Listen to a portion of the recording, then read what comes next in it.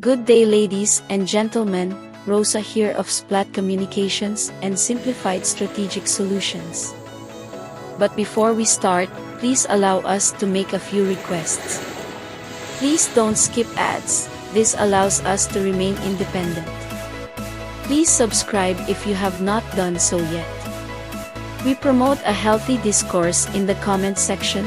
Just be mindful of the words you choose, as this is a direct reflection of you as a person.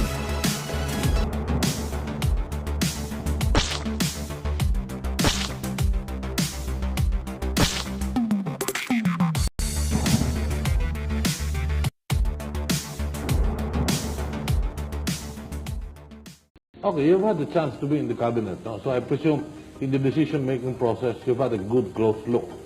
The perception of a lot of people is the president makes mistakes because her advisors give her wrong advice. Ngayon, why are you not blaming her advisors? Why are you blaming her? Some people say that a president is only as good as her advisors. That is assuming that she has no brain of her own or that she is completely incompetent. I would say that if a president is a good president, he would at least have the ability to choose good advisors. And that is an essential requisite of a good president, to surround himself or herself with good advisors. Okay. Today, the cabinet had a meeting in Malacanang. They spent the whole meeting on the issue of graft and corruption. Apparently, the administration feels that something has to be done. This is part of what you raised as a valid issue. Now, well, I don't want to call them propagandists, but friends of the administration say that there is corruption, but it is not at the top, it is at the bottom. Respond. I don't agree with that. I think that is palabas.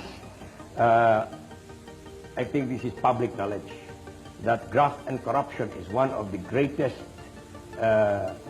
failures of this administration. This administration, and I was present when Cory Aquino made that promise to the people that aalisin daw kapag siya inihalal ng bayan, hindi lamang ang gambling casinos, titigil daw niya ang graft and corruption.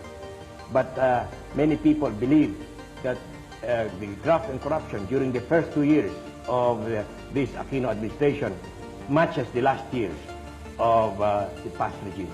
When you were in the cabinet, we're going to talk insurgency in a few minutes. When you were in the cabinet, were you aware of any counter-insurgency program being implemented by the administration? None, and that's the reason I resigned as Foreign Secretary. I wanted an all-out, comprehensive anti-insurgency policy, and I was fighting for that. And when President Aquino ignored my importunings to have such a policy, I resigned. That was after visiting all the military camps. And a good example of that is Quezon. And the best evidence, or exhibit A of that, of how bad the peace and order situation is. And it's Governor, one of your guests tonight, Governor Edralin Rodriguez, who was kidnapped at the height of the campaign. So at the time when I was about to proclaim, he was not there. So much so that I asked for a postponement of the elections in Quezon. So you've mentioned that there's no counter-insurgency program in the administration. None. In your incumbency as Foreign Secretary, there was no foreign policy. In my opinion, there was no direction. Not from Malacanang. Well, at least in one area, the administration claims they've succeeded, the economic recovery. There is an economic boom. They're on their way to improving. I don't think there is economic recovery yet. I disagree with that. Do you agree that steps have been taken to improve the economic picture? Well, there have been steps taken, but it's not going into a definite direction. That is one of my, that was one of the things I mentioned in the letter. Okay. Would you like to say a parting word? Well, I'd like to just address a very brief appeal to our people, ang mga minamahal nating kababayan, lalo na yung mga nakikinig dyan sa kanilang mga bahay. Hindi ko na isasali yung mga nasa katungkulan, lalo na yung matataas ang katungkulan. At hindi ko din isasali yung mga nakikinabang sa administrasyon, itong current administration. Ang gusto sanang gawin ngayong gabi ay magtanong lamang ng tatlong tanong. Are you better off now than you were 30 months ago, before this administration took over? Second, do you feel safer now in your homes and in the streets than you felt 30 months ago? And third, do you feel that there is less graft and corruption now than there was during the last years of the previous regime? while your answer to these questions will decide whether my resignation was justified or not. While there is no, in my opinion, a response to the promises that have not been fulfilled by President Aquino. President Aquino behaves like an innocent bystander, hoping that the problems will simply solve themselves. I think it is time now to separate those who believe that the present or current administration is doing a wonderful job. They should join forces, fine. They should support President Aquino. But all those who believe that she is not doing a good job, that she is making a mess out of the present situation, should also join forces. Okay, thank you, Mr. Vice President. From the Lips of a Dying President by Salvador Laurel. October 21st, 1997. The Senate Blue Ribbon Committee and the House Committee on Good Government are now conducting separate investigation on Operation Big Bird, a cloak and dagger operation undertaken 11 years ago to bring back the alleged hidden wealth of Ferdinand Marcos. The investigations were called in response to President Ramos's request for specific congressional authority to settle the Marcos issue once and for all. Mr. Ramos was quick to add that the hidden wealth issue could have been resolved earlier by the Cory administration. I can attest to that. Weak and already on his deathbed when I visited him in Hawaii on February 3rd, 1989, Marcos personally asked me to convey to Cory Aquino his offer to give up 90% of his earthly possessions to the Filipino people through a foundation which he had set up, but Cory would only allow him to die in his own country and be buried beside his mother. I related this incident in a book, Neither Trumpets Nor Drums, published in 1992, right after I ended my term as Vice President of the Philippines. Pertinent portions that book I now quote for the benefit of those who have not read it. One of the most unforgettable trips I took as Vice President was my visit to Honolulu on February 3rd and 4th, 1989. On February 2nd, at about 5 p.m., I received an urgent call from Mrs. Imelda Romualdez Marcos in Honolulu. She was sobbing on the phone. "Doy, pwede ka bang makapunta rito? Masama na ang tayo ni Ferdinand. Gusto kang kausapin. Baka hindi na siya magtagal. Please, please come," she pleaded. "I'll have to cancel my appointments. Maybe I can go in a few days?" I asked. She interrupted me. "Baka hindi mo na siya abutin. Please, come as soon as possible." I thought about it. The cases filed against the Marcoses had been pending for 3 years. Yet nothing had happened, and the nation remained fragmented. Perhaps if I tried the Lincolnian approach, with malice toward none, with charity for all, we might be able to settle the issue and unite the nation. Then I remembered Imelda's plea. Gusto kang kausapin. Maybe there's a chance. Maybe he's ready to settle. She first briefed me about President Marcos's condition, that he was very weak. The doctors who were attending to him told me he had a less than 50% chance of surviving, that he might not even last 3 months. Then they took me to the intensive care unit.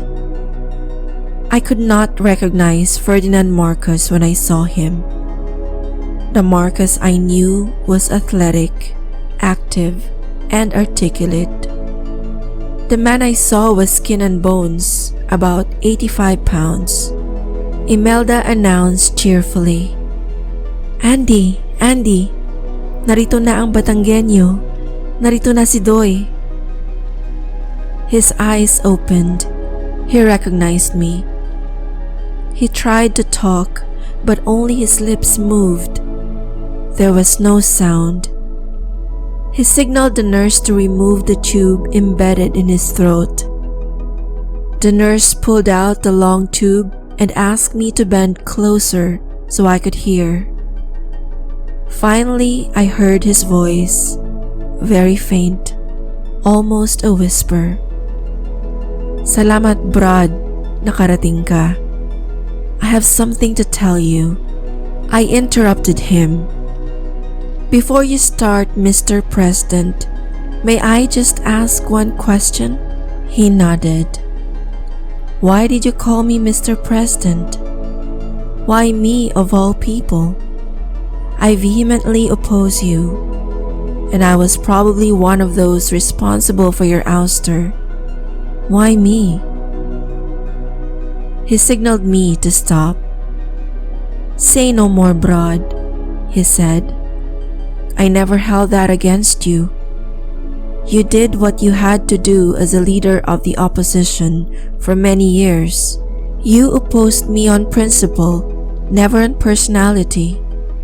You were against martial law, but you were noble about it, unlike some people. Besides, I cannot forget your father.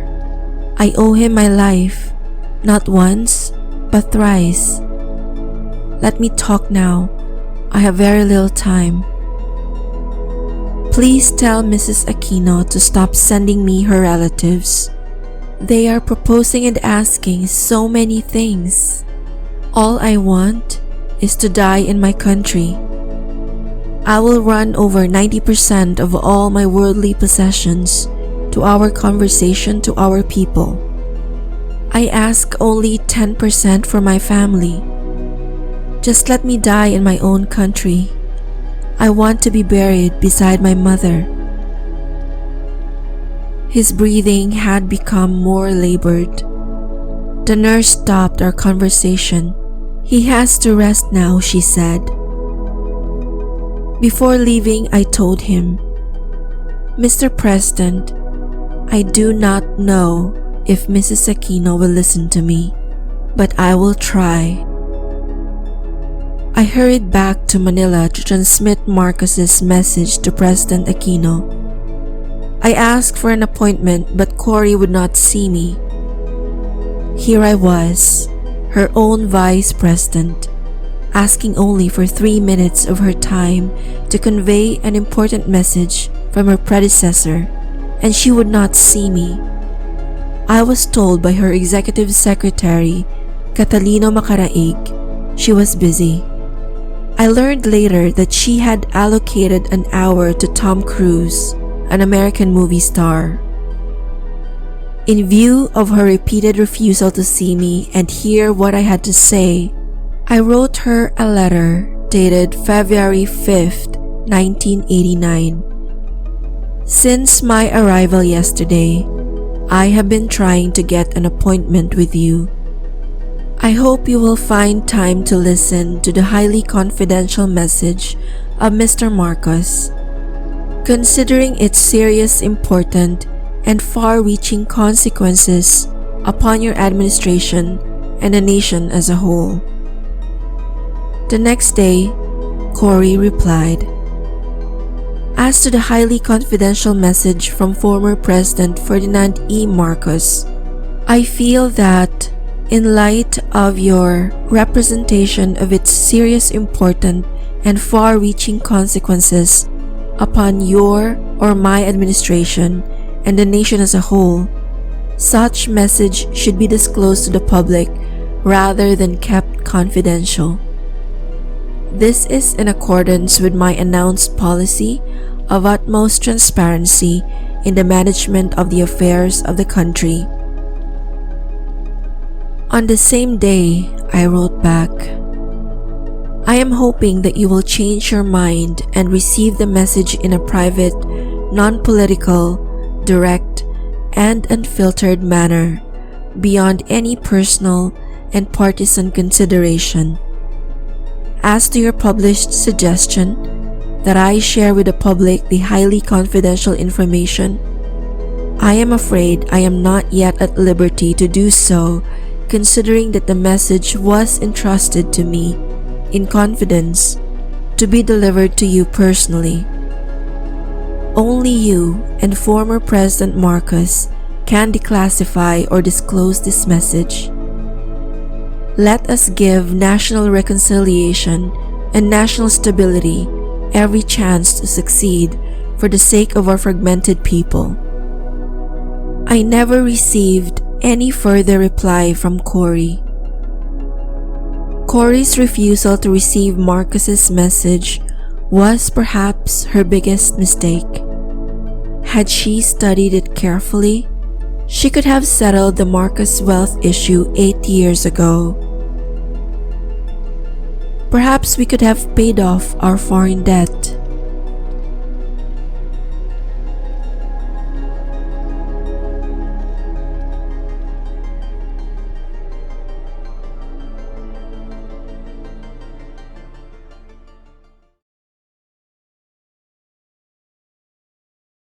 Well, what can you say? Kindly share your thoughts in the comment portion. We have reached the end of today's video. In behalf of my partner Rina and the rest of the Splat Communications and Simplified Strategic Solutions team, thank you. Till next time. Stay safe. Rosa out. Bye.